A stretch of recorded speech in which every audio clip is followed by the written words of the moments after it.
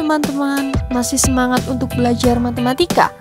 Di video kali ini, kita akan membahas mengenai operasi pada pecahan desimal yang meliputi penjumlahan, pengurangan, perkalian, dan pembagian.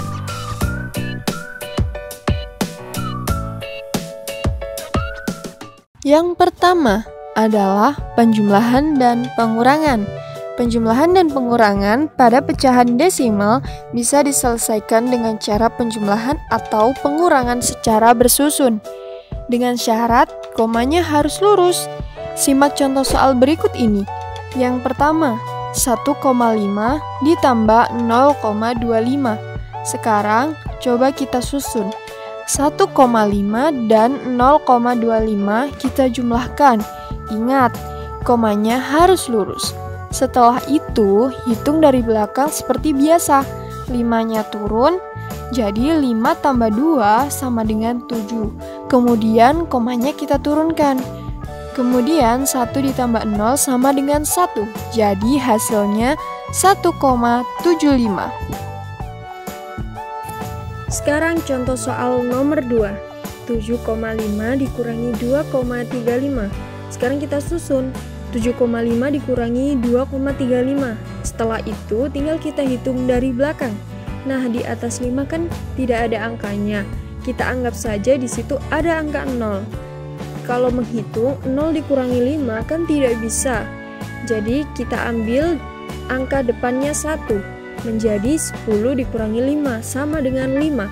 Lalu 5 ini tadi habis diambil 1 jadi tinggal 4. 4 dikurangi 3 sama dengan 1. Lalu komanya turun. Kemudian 7 dikurangi 2 sama dengan 5. Jadi hasilnya 5,15. Mudah kan? Yang kedua adalah perkalian. Perkalian pada pecahan desimal diselesaikan dengan cara perkalian secara bersusun. Dalam perkalian, komanya tidak harus lurus, tetapi pada hasil akhir nanti kita hitung ada berapa angka yang ada di belakang koma. Untuk menentukan letak komanya, supaya tidak bingung, simak contoh soal berikut ini. Nomor 1, 4,2 dikali 2,5. Coba kita susun dulu, lalu kita hitung. 2 kali 5 sama dengan 10, kita tulis nolnya saja, nyimpen 1. Kemudian 4 kali 5 sama dengan 20 ditambah 1 yang tadi jadi 21. Sekarang 2 kali 2 sama dengan 4. Kemudian 4 kali 2 sama dengan 8. Lalu kita tambahkan, nolnya turun. 1 ditambah 4 sama dengan 5. 2 ditambah 8 sama dengan 10. Hasil sementaranya adalah 1050. Nah, sekarang komanya ditaruh di mana? Hayo. Kita hitung dulu ada berapa angka di belakang koma atau di sebelah kanannya koma. Oh, ternyata di situ ada 2 angka di belakang koma. Di atas 1, di bawah 1. Terus pada hasilnya yang tadi juga harus ada 2 angka di belakang koma. Berarti komanya harus ditaruh di sini. Jadi hasilnya 10,50 atau bisa ditulis 10,5 saja. Karena apabila terdapat 0 yang letaknya paling belakang setelah tanda koma, boleh tidak ditulis atau dihilangkan. Seperti angka tersebut. 10,50 bisa ditulis 10,5. Tapi kalau misalnya angkanya 10,05, ya harus ditulis 10,05. 0 yang di belakang koma tidak boleh dihilangkan karena masih ada angka 5 di belakangnya. Paham ya? Intinya, yang boleh dihilangkan atau tidak ditulis itu angka 0 di belakang koma yang terletak paling belakang. Oke? Sekarang kita coba contoh kedua. 5,102 dikali 4. Kita susun dulu. Sekarang kita hitung. 2 dikali 4 sama dengan 8, 0 dikali 4 sama dengan 0, 1 dikali 4 sama dengan 4, 5 dikali 4 sama dengan 20. Jadi hasil sementaranya adalah 20.408. Nah, sekarang kita hitung angka yang ada di belakang koma. Oh, ternyata ada 3 angka. Di atas 3, di bawah tidak ada, karena 4 itu bilangan bulat. sehingga tidak ada angka di belakang komanya. Jadi pada hasilnya juga harus ada 3 angka di belakang koma. Berarti komanya berada di sini. Jadi hasilnya 20,408. Mudah kan ya? Yang ketiga adalah pembagian. Pembagian pada umumnya diselesaikan dengan cara porogapit. Begitu juga dengan pembagian pecahan desimal ini. Kalau kita selesaikan menggunakan porogapit agar lebih mudah hilangkan komanya terlebih dahulu.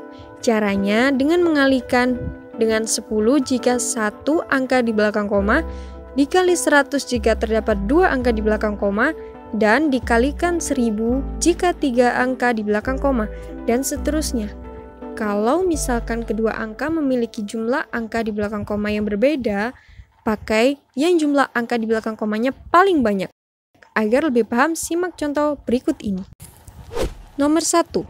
1,5 dibagi 0,025. 1,5 mempunyai 1 angka di belakang koma, sedangkan 0,025 mempunyai 3 angka di belakang koma. Kita lihat di situ paling banyak 3 angka di belakang koma. Berarti kita kalikan kedua bilangan ini dengan angka 1000. Sekarang kita kalikan dulu. 1,5 dikali 1000 sama dengan 1500. Kalian tidak usah bingung ya untuk perkalian seperti ini karena ada cara cepatnya. 1,5 dikali 1000. Kita tulis dulu 1,5-nya. Kalau perkalian kita hanya menggeser komanya ke kanan sebanyak 0-nya. Karena 0-nya ada 3, berarti kita geser komanya 3 kali ke kanan. Digeser 1 kali karena sudah pas, tetapi masih tersisa 0,2 lagi. Kita tulis saja sisanya 0-nya di sini. Jadi 1,5 dikali 1000 sama dengan 1500. Sekarang yang 0,025 dikali 1000. Berarti kita tulis 0,025. Lalu kita geser komanya ke kanan. 1, 2, 3. Karena ini pas berarti hasilnya 25.